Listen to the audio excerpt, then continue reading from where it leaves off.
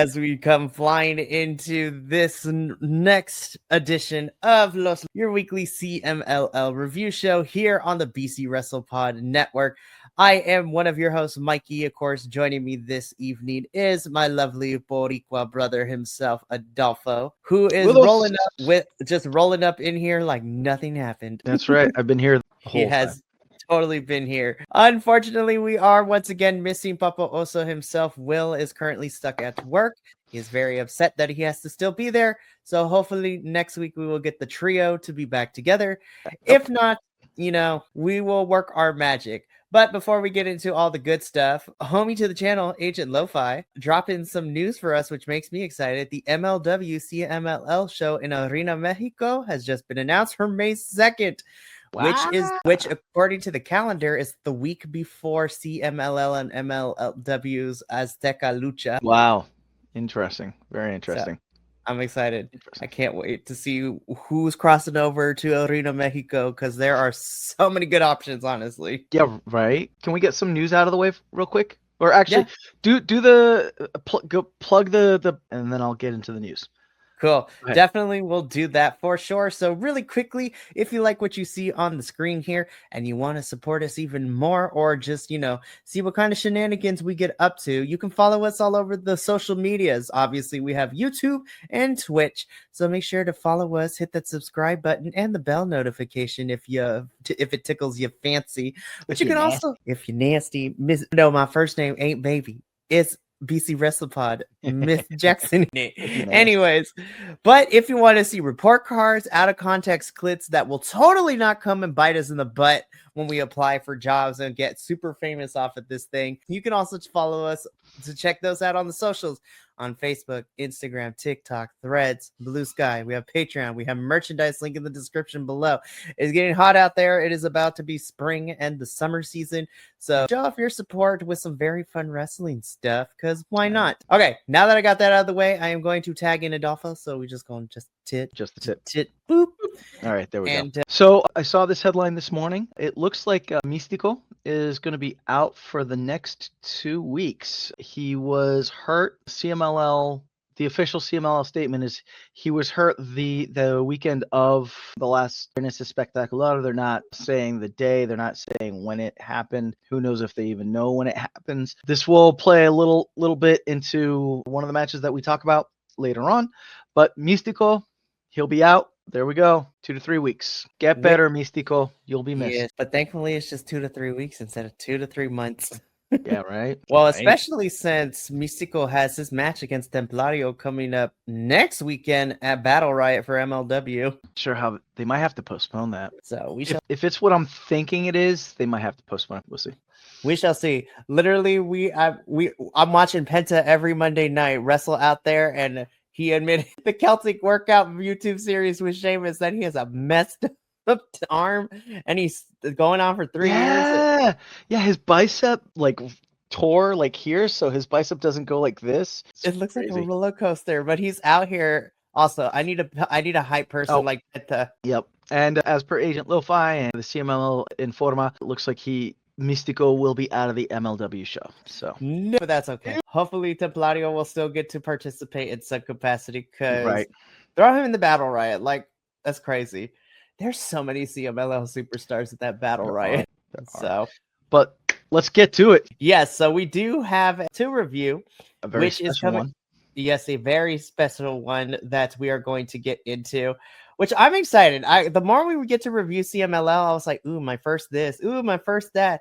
I'm having my first time all over again, ladies and gentlemen. It is a great time. Get your minds out the gutter. Anyways, so let's just jump straight into it with what kicked things off this past of the Spectacular, which was a match between these 6 gentlemen. So on one side, we have Fugas, and Star Black teaming up to take on This is the first match that took place for our special this past Friday. What did you think of the match? Yeah, Agent Lo-Fi hit the nail on the head. It was interesting to see that they had the big boys starting the show and not the usual or the super high flyers. I'll tell you what, Hello and Segundo, I should say, and Akuma, they're beasts. Holy cow. They were very successful, I felt, in shutting down Fugaz, Explosivo, and Star Black. I haven't seen much of Explosivo. I'm sure he's probably been like either Guadalajara or so this, dare I say, was my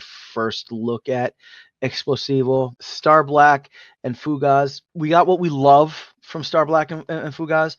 You know, we had a few high fly spots, but yeah, the Rudos in this one just really laid a smackdown on the technicals. They indeed did, which of course allowed our Rudos to pick up the victory. But more importantly, though, this sets up a championship match for this upcoming Viernes, as Akuma, the challenger, will be taking on Star Black, the champion. More on that at the end of the show. Can we just really quick, though, talk about the entrance ring gear for Hema Tengu, right? Because they came out like in the three of them came out in this very like Krampus looking like devil horn outfits with masks and all that, and Tengu, and then Akuma had Tengu on a leash, like looking so evil and so like they just got spat out of hell. It was great. And it set the tone for what they were going to do. So, Mikey, you are the muted. It was bound to happen at some point this week. No, but I'm here for Akuma, also Agent Lo-Fi. And you know what? I would not be upset if he took the title this upcoming Friday. So we'll talk more about that. But again, this is a really fun way. And I agree with both you and Agent Lo-Fi, Adolfo, that we had the big boys start things off for us, which I was like, I wonder how the rest of the show is going to go. But we did not have to wait. Also, shout out. I don't know if it was because I watched like a day or two later, but they just wasted no time with getting from one match to the entrances. It's like match ended and then bam, entrances for the next one. I was like, okay, I thought it was just me, but I'm glad it was. Nope. My last thing about this match is I love how when the twins, when they announced Diablo as the Capitan for the Rudos, that both twins jump up on the turnbuckle and they're like, is it what who you? I thought that was added a little bit of levity to the match. So absolutely, this was so much fun, which leads us into something that was also very fun. I enjoyed it, but I feel that maybe this is just me. I kind of wanted a little bit more, but that is okay because I still ended up liking it because we ended up getting or for the CMLL Women's Championships. Listen, I'm Latino and I hate saying these things in English now. But hey, you know what? Yep. I am bilingual. I am bisexual. So we're gonna be doing all the good stuff. But this is for the vacant CMLL Women's Tag Team Championships. We have spent the last 2 weeks figuring out which two teams would go into this, and this is the match we got of Taya Valkyrie and Lady Frost. Shout out to her La Huera Loca theme song coming back with a vengeance. That is still my favorite Taya's entrance music. Taking on Lluvia and La Jarochita in match. Miss you. So yeah, we had Taya Valkyrie and Lady Frost versus Las Chicas Indonables. It was short. It felt short. I definitely wanted to see more. However, the match that we got was good. And I mean, by short, I believe the match was still like 20 plus minutes, you know, which for like AEW or WWE standards is like, you know, whoa, given women over 15 minutes, what, you know? But anyway, the match was really good. I felt you had, as our beautiful co-host Will always puts it, the women just come out brawling, you know, and coming out for blood and like doing the whole like hair, like shaking the hair thing. And, you know, yeah, it looked like Lady Frost. I don't know if it was miscues on her part or miscues on Lluvia and La Jarochita's part, but there were a few miscues with her. So Taya Valkyrie got the first pin. Really quick, just to explain how the tag team matches work in Lucha Libre. Unlike in North American wrestling, not only does one of the tag team have to be pinned, but both of the people on the team have to be pinned. So you had Lady Frost taking out La Jarochita first. I believe it was by pinfall. I think so. Yeah, it was. Yeah, and then you had Juvia taking out Taya Valkyrie, submission, and then that left Lady Frost versus Juvia. That's where I felt you saw most of the miscues between them. It was still really good, still very back and forth. Me personally, I was riveted. Spoilers, I didn't take any notes this whole episode, this whole show, because I was just so riveted to everything that was going on. But it was very back and forth. You did not know who was going to win.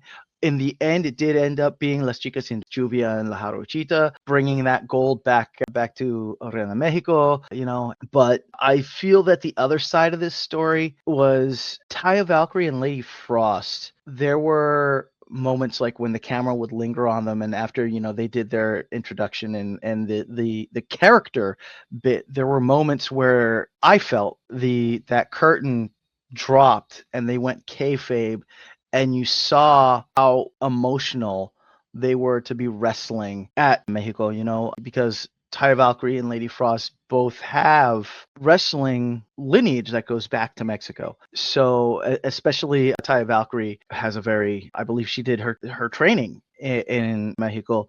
If someone could fact check me on that, I would totally appreciate that. But you would see how much it meant to them, not only that they were wrestling in arena, that they were wrestling for this gold, like right before the match started, after they were announced, they had like this very touching moment where they like embraced each other in a very like, yeah, girl, we're here type thing. A lot of times they were, bowing to the audience and showing the audience appreciation. So, it was a great match for all the technical little faults and whatnot. Just that it was, what I like to say about cooking, it was made with love, and the love came through. It was a great match. Lluvia, La Jarochita, Las Chicas Indonables are your new or women's tag team champions. Yes. Of CM. How very dignified of you.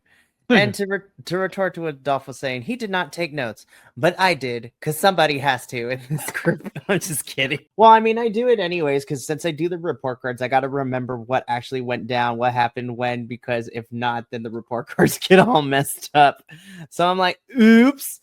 But anyways, I agree with all your points, Adolfo. I think the love was definitely shown through this match, especially, and you know what? I still had a great time with it. There were some rough moments in here, but you know what? This was fun. I enjoyed it, and this was great. And we have new tag team champions. That's always a good thing with me. Yeah. But so this is not the only tag team match we will talk about. We'll get to that later. But let's talk about this one because I'll go for it. Really quick, I do want to see this match again. Yes. I don't want to see it in the U.S. I mean, if I saw it in the U.S., I'd be happy, but I want to see it down in Mexico because for whatever reason, I don't know what it is, but I just feel like when American talent goes down to Mexico, they just wrestle better, I don't know. It's my own personal thing, but here we go. Thank you, Agent Lofa. Taya trained with CMLL adjacent people, but not CMLL themselves. She's a legit star in Mexico, mostly through AAA, and that was her first run there. It meant a ton, and the people knew it was important for her, which is great. Love to hear that, honestly. Keep forgetting that she spent some time in Thought too. Her and her husbando, Johnny Television, Mundo, whatever you want to call him, last name. Yes. So thank you, Agent Lo-Fi, for giving us all the facts. You are our unofficial fourth co-host here at Los Lobos Lucha. We move on from a championship match to a red match on paper. Wow. I was like, damn, this is going to be great. By the end of this match, I was like, wow. Damn, this was fun. Wow. Yeah. So, Mikey, I'll let you start on this. So, to set things up, this is a match relampago de técnicos. So, this is two técnicos for the most part facing off against each other in a match relampago. So, for those of you who are new to CMLL and Lucha Libre, here in CMLL is basically a lightning match in which there is a 10-minute time limit, and you have 10 minutes to either pin or submit to your opponent, or it ends up going into a draw. Yes, you heard me correctly. There have been times where, since we've been covering CMLL, where we've had relampago matches go into draws. Yeah, this is fantastic. Yep. This was not the case here, but even still, this was the two técnicos here in CMLL, one representing Los from, and then of course the newest member to the United Empire in Templario, which I love. So great. And they wore their colors too. Yep, the United Empire in the colors. So it was cool. And yes, Agent Lo-Fi, this was exactly what I thought and I wanted it to be, and I so want more.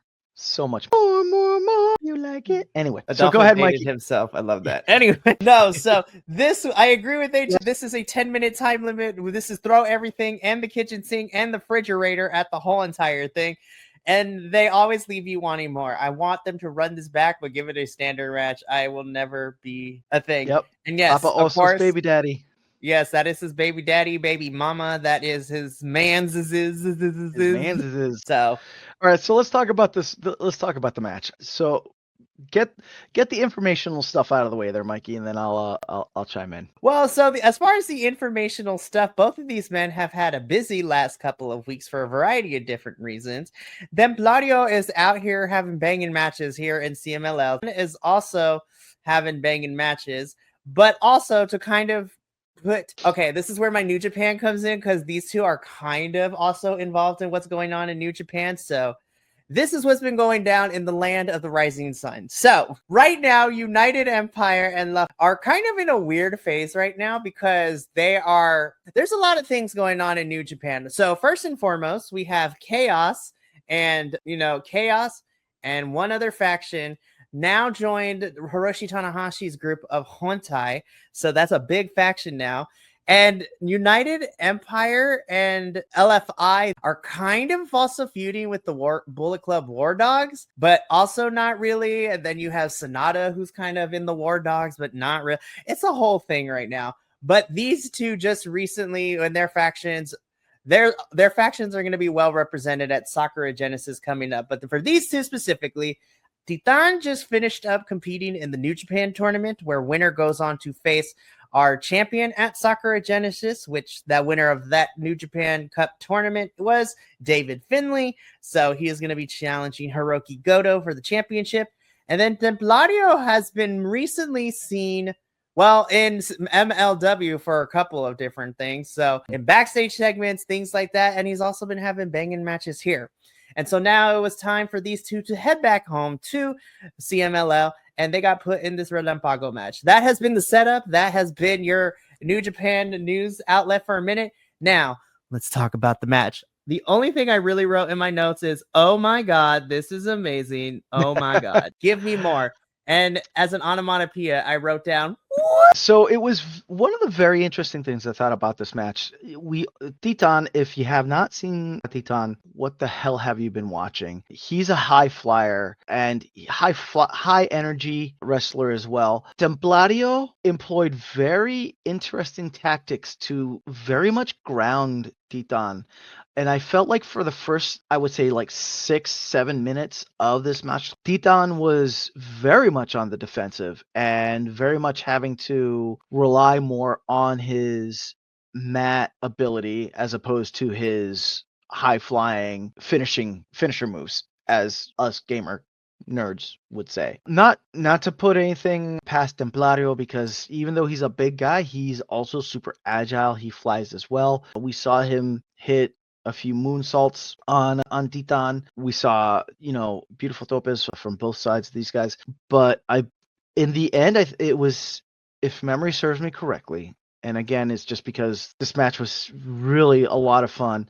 It was Titan that came out with the win, right? Fact checker Mikey, checking the report card. Yep, Titan defeated Templario in this match. Right. And I believe he did it by submission, that it wasn't by pinfall. Yeah. So yeah, a very interesting match. Lots of fun. Definitely not the usual Titan style match, but I felt it didn't suffer for it. So no, it did not. This is I think this was also placed perfectly in the card, where we just had the last two matches, and now we have, really quickly, let's do this Relampago match before we go on for the rest of the night. Yep. So, well, we finally reached this point. Me and Adolfo have been going back and forth, kind of, in the text threads with this next one, though. Oh, yeah. Guys, This might be the day I get fired from CMLL, but before we get into me getting my pink slip. So this is a match, or, just the CMLL Tag Team Championships. We have, I'm going to start with the challengers, the Tadores Jr. and Rocky, my baby daddy, Romero. Yes, we'll talk about, man, because, sir, you came out in a mask, and I was like, fine. Anyways, so we have Volador Jr. and Rocky Romero as the challengers, and the champions are our lovely CMLL brothers of Niebla Roja. Yes, Hermanos Chavez. This had everything I wanted. A great match, fantastic moves, questionable finishes. We had a break in the middle of this match. Be like, nah, we ain't gonna let it end like this. We gonna fight, and then we got back to it again. Mikey, what are you talking about? So we had a great slobber knocker of a match, right? And it was going back and forth and back and forth.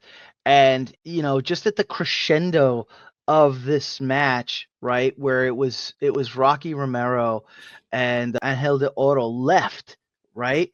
Both of them outside of the ring, and our favorite ref, Guerra Noriega, counting both of them. All of a sudden, he hits the 20 mark, and the match is called, and it's a draw, and Los Hermanos Chavez retain their championship, and that's it. That's the match. Everyone goes home. Wrong, because for the first time in my lifetime of watching wrestling, I saw something that I thought I'd never see, where not only so both teams were counted out. Hermanos Chavez retained. The president, MLL, and the directors come out to give the belts to Angel de Oro and Niebla Roja.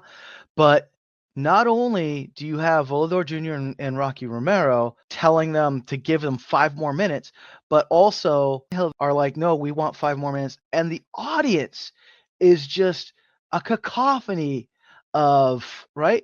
And I thought it was going to be the way that it always is, where like they come out and they're like, no, because of TV time, we have to, right? But no, Volador Jr. and Rocky Romero start walking backstage, and MLL, he turns around to him. He's like, no, come back.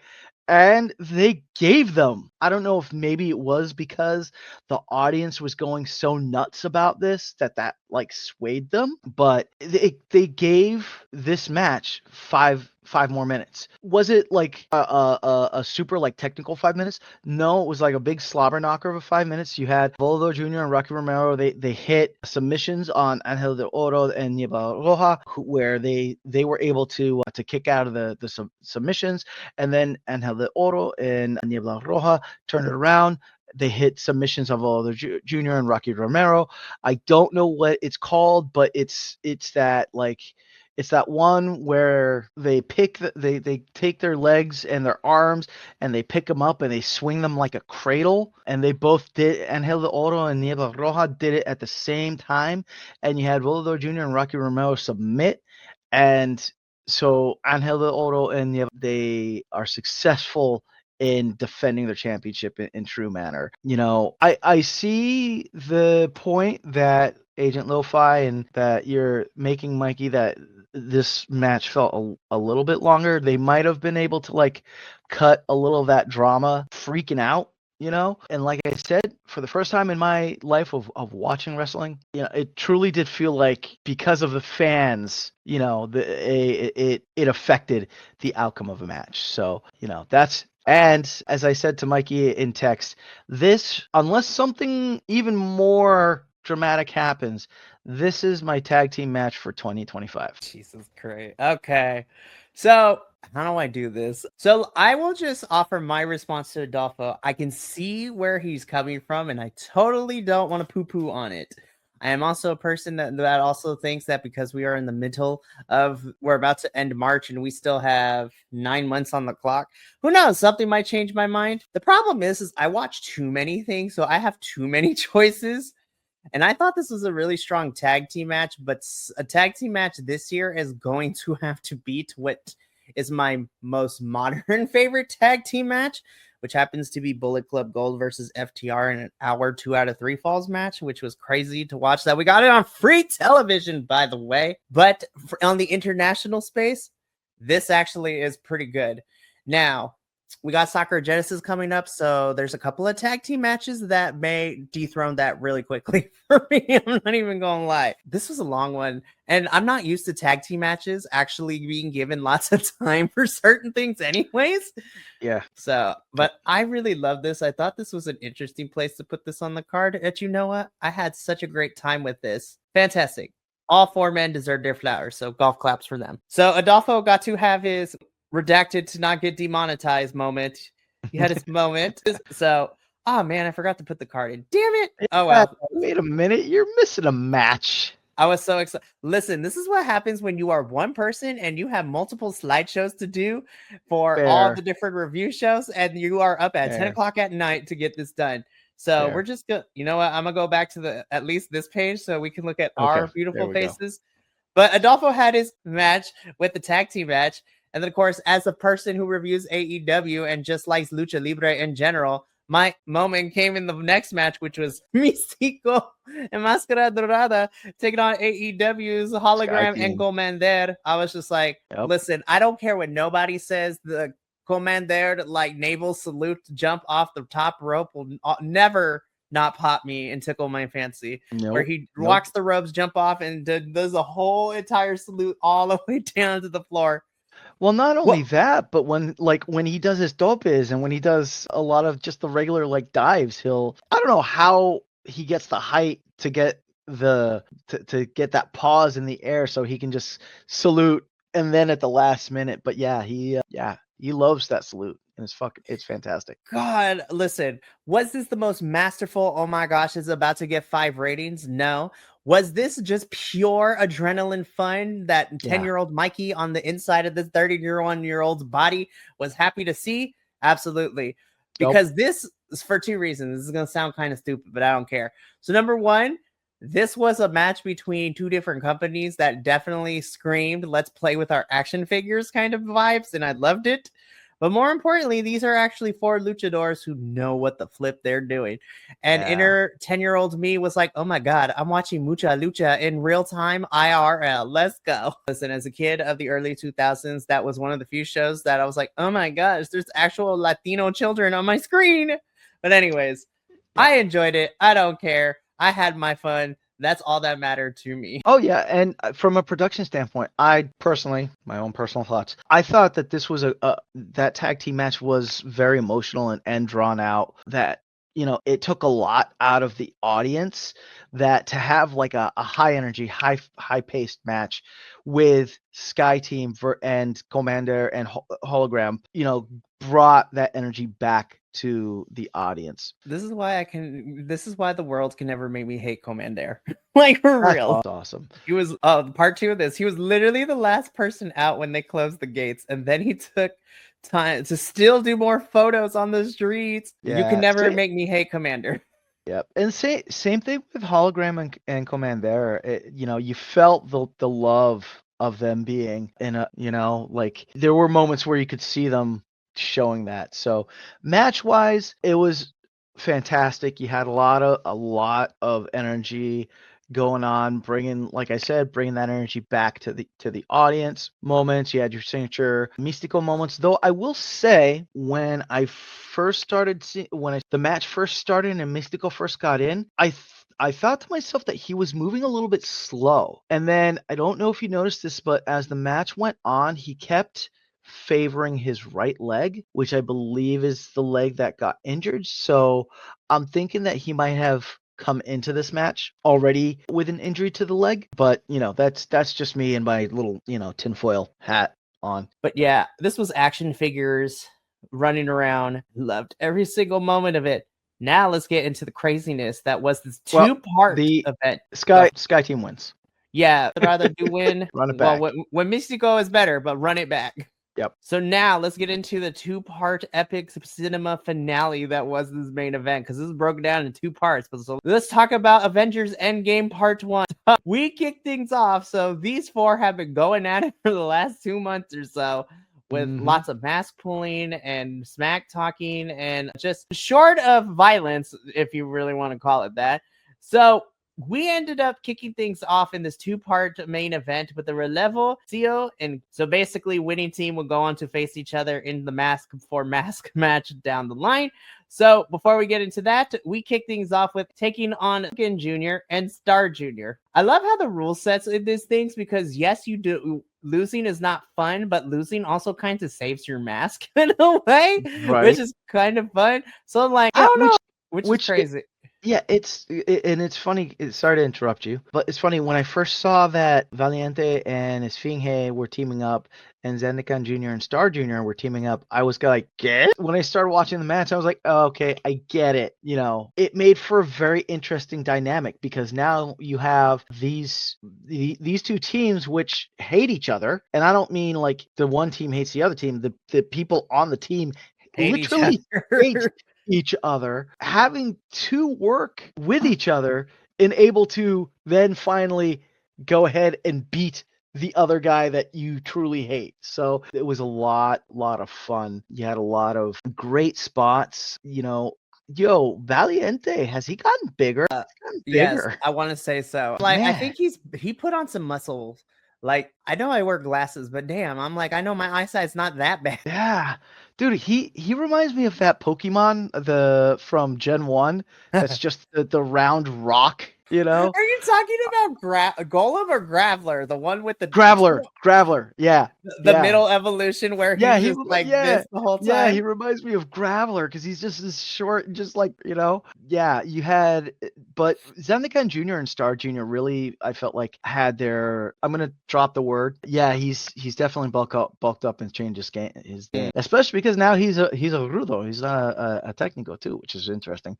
I'll get into that later. But for the first half of this match, it really seemed like Zandikan Jr. and Star Jr. had their shit together the most and were really working well together to eliminate. You did have, it was...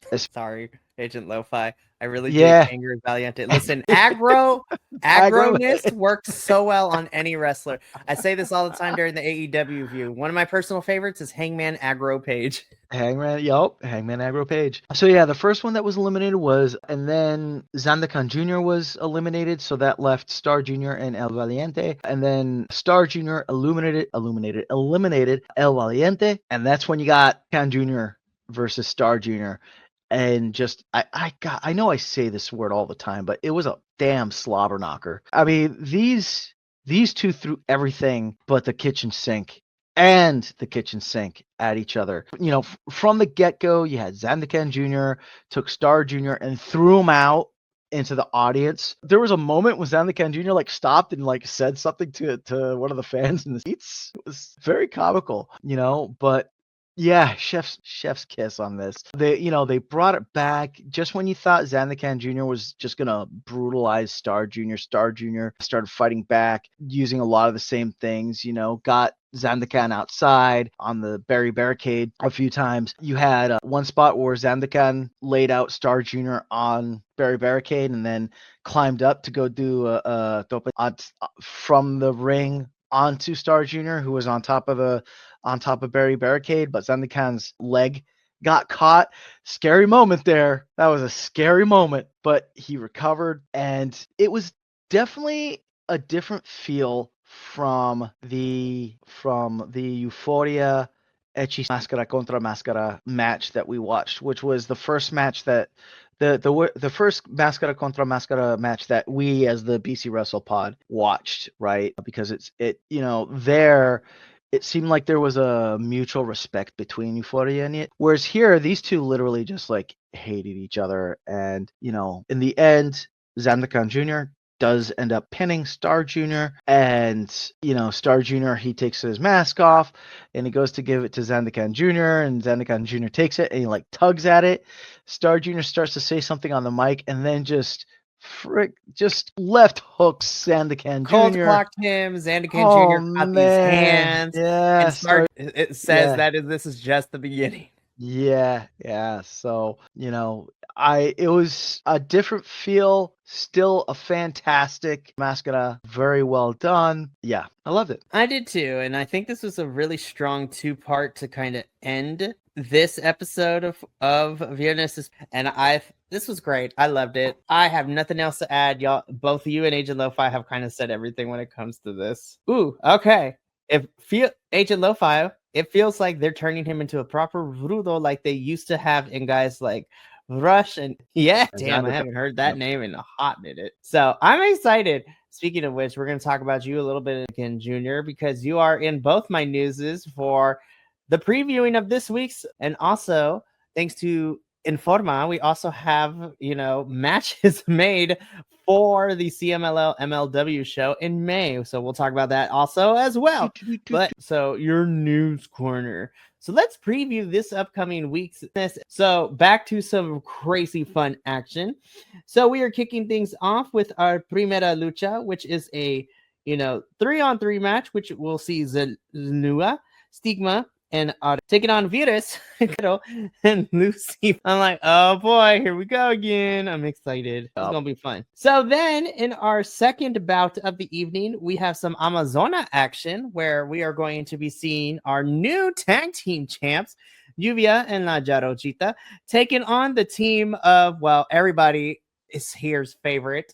Well, Adolfo and my personal favorite, Persephone, teaming up with Reina Isis. So I was like, all three of us get to. This is going to be good. Yes, I am so ready for this opener too. So that is our second match with the Amazonas. In our third bout of the evening, we see another 3-on-3 match, which has Flip teaming up with Mágica Blanca and Dante Jr., taking on the team of Magnus and Vegas Depre. So we added that part to his last name. Love that. Then, as we mentioned at the top of this show, so we'll be challenging Star Black for the championship. So this is going to be fun. Will not be us up. It does pick up the victory here. In your semifinal, which is a Los Inc match, we have Yo teaming up with taking on the team of Volador Jr., Titan. So I'm like, oh my gosh, yes, we get to see a bunch of amazing people. Then in the main event, we see the team of Máscara Neon and Star Jr. taking on the team of Junior, Difunto, our favorite zombie of CMLL, and Barbosa himself. So yeah. So I was like 2/3 of Spooky Pirate Squad. Let's go. It's the Ghost Ship crew. That is the Ghost Ship crew. I am so here for this. This is going to be a fun match for sure. So that is going to be, yes, those guys are going to try all the crazy ideas they have. Yeah. And I'm like, what? It's going to be a lot of fun. So speaking of a lot of fun, though, while that is this upcoming Friday's episode of thanks to CMLL, and we also have some matches made for the CMLL MLW show happening this or Friday, May 2nd. So these are the matches that are currently slated to be on the card. First things first, we have our girl, Reina Isis, taking on the Kick Demon of MLW and Janai Kai. What? So listen, Janai, please don't hurt Reina Isis.